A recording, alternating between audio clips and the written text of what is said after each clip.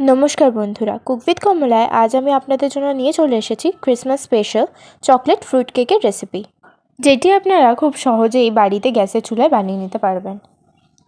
তো চলুন দেখে নেওয়া যাক এটি কীভাবে বানাতে হয়।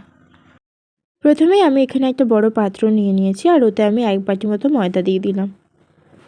মিক্সিতে আমি 1 বাটি মতো চিনি ব্লেন্ড করে রেখেছিলাম, ওটা আমি দিয়ে দিলাম। এতে 1 চামচ বেকিং সোডা দিয়ে দিলাম, 1 চামচ বেকিং পাউডার দিয়ে দিলাম, বড় চামচের 1 চামচ কোকো পাউডার দিয়ে দিলাম, সামান্য একটু নুন দিয়ে দিলাম চিনির স্বাদটা ব্যালেন্স করার জন্য।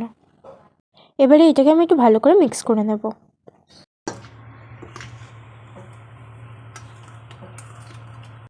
আমার একটু মিক্স করা কমপ্লিট হয়ে গেছে।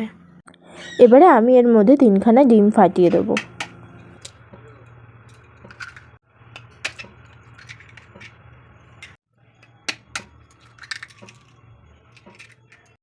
এবার আমি এতে 1 বাটি মতো সাদা তেল দিয়ে দিলাম। আপনারা চাইলে সাদা তেলের বদলে বাটার ইউজ করতে পারেন।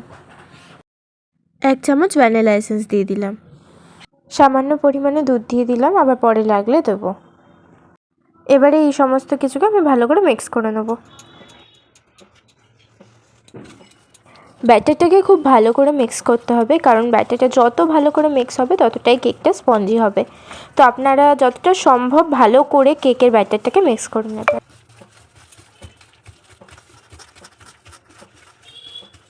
এর মধ্যে আমি আরেকটুখানি দুধ অ্যাড করে দিচ্ছি।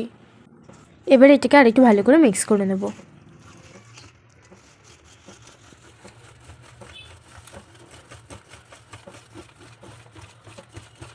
আমার ব্যাটারটা এখানে মোটামুটি মিক্স করা হয়েই এসছে।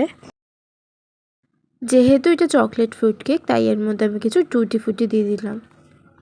টুটি ফুটিটা দিয়ে এটাকে একটু মিক্স করে নেব।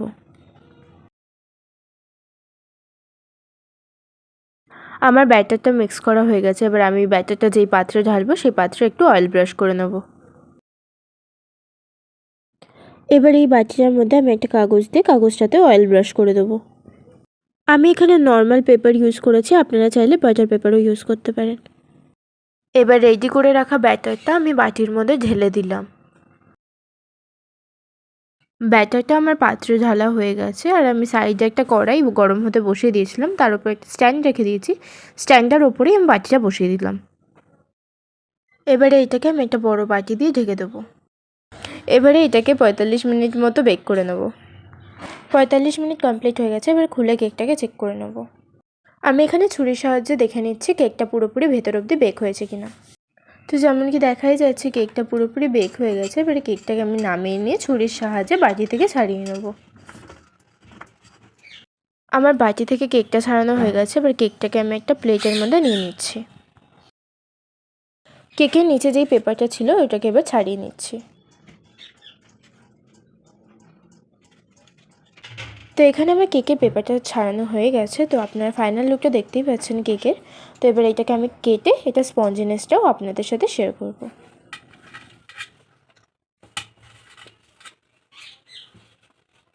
তো যেমন কি আপনারা দেখতেই পাচ্ছেন কেকটা খুব সুন্দর স্পঞ্জি হয়েছে। তো সামনেই ক্রিসমাস, এইভাবে খুব সহজ পদ্ধতিতে আপনারাও ঘরে চকলেট ফ্রুট কেক বানিয়ে নিতে পারেন। ভিডিওটা কেমন লাগলো আপনারা অবশ্যই কমেন্ট করে জানাবেন, লাইক করে দেবেন, শেয়ার করে দেবেন, চ্যানেলে নতুন হলে সাবস্ক্রাইব করে দেবেন, আর ফেসবুক পেজ থেকে দেখে থাকলে ফলো করে দেবেন।